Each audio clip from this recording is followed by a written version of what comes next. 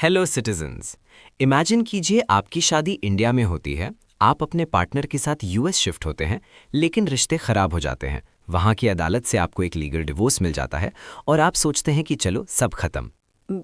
और यहीं आप सबसे बड़ी लीगल मिस्टेक करते हैं। अगर आप ऐसा सोचते हैं तो इंडियन लीगल सिस्टम की नज़र में आप आज भी शादीशुदा हैं। रुको रुको, अगर मुझे लगता है कि मैं सिंगल हूँ और मैं वापस इंडिया आकर दूसरी शादी कर लूँ तो आप पर बिगमी का क्रिमिनल केस हो सकता है, आपको जेल हो सकती है। शौक लगा। चलिए इस गलतफहमी को हमेशा के लिए दूर करते हैं किशोर कुमार काले वर्सेस कश्मीरा काले केस लैंडमार्क जजमेंट से। स्टोरी शुरू होती है 2005 में। किशोर कुमार और कश्मीरा की मुंबई में हिंदू रीति रिवाजों से शादी होती है, फिर दोनों यूएस शिफ्ट हो जाते हैं। Typical NRI story.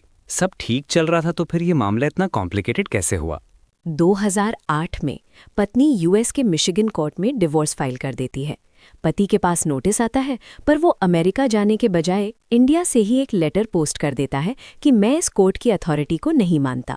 क्या सिर्फ एक लेटर भेज दिया? उसने कोर्ट में अपीयर होने की जरूरत नहीं समझी? हाँ, और उसने वापस पुणे आकर अपना अलग डिवोर्स केस फाइल कर दिया। लेकिन यूएस कोर्ट किसी का इंतजार नहीं करती। 2009 में उन्होंने पत्नी को डिवोर्स दे दिया और उनकी प्रॉपर्टी भी बांट दी। और तो और बॉम्बे हाई कोर्ट ने भी इस यूएस डिक्री को वैलिड मान लिया। तो फिर पति ने हार मान ली या उसने सीधा सुप्रीम कोर्ट का दरवाजा खटखटाया? बिल्कुल, मामला सुप्रीम कोर्ट पहुंचा और यहाँ एंट्री होती है सेक्शन 13 सीपीसी की। यही वो कानून है जो तय करता है कि इंडिया किसी फॉरेन जजमेंट को मानेगा या नहीं। तो इसके रूल्स क्या हैं? मतलब क्या कोई अमेरिकन जज सच में इंडियन मैरिज को खत्म कर सकता है? कर सकता है, लेकिन उसे 1991 के वाई नरसिम्हा राव केस का एक बहुत सख्त टेस्ट पास करना होगा। वो टेस्ट क्या है? आम भाषा में समझाएं। सिंपल है।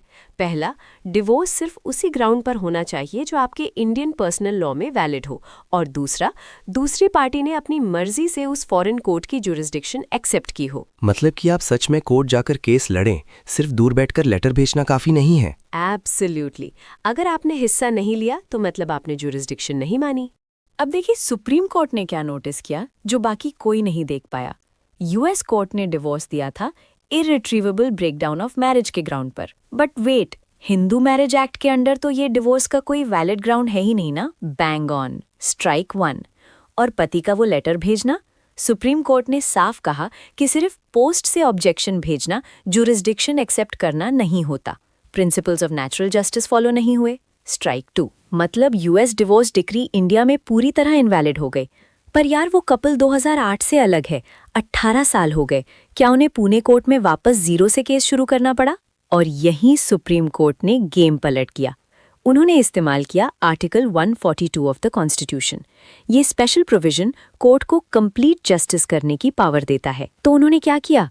18 साल की पेंडिंग लड़ाई का क्या हुआ? उन्होंने माना कि शादी बहुत पहले ही पूरी तरह खत्म हो चुकी है। तो कानून को सख्त रखते हुए भी उन्होंने अपनी पावर से उसी वक्त उस कपल को लीगल डिवोर्स दे दिया। केस हमेशा के लिए क्लोज्ड। वाओ, मतलब उन्होंने प्रोसीजर भी सेट कर दिया और इंसानियत भी दिखाई। तो आम लोगों के लिए इसका क्या टेक अवे है? अगर आपके पास फॉरेन कोर्ट से समन आता है तो उसे इग्नोर करना या सिर्फ लेटर भेजना बहुत डेंजरस है। आपको तुरंत इंडियन लीगल काउंसिल की जरूरत है, क्योंकि फॉरेन डिवोर्स को हमेशा इंडियन लॉ के अलाइन होना ही पड़ेगा। बिल्कुल। समंदर पार करने का मतलब ये नहीं कि इंडियन लॉ आप पर लागू नहीं होगा।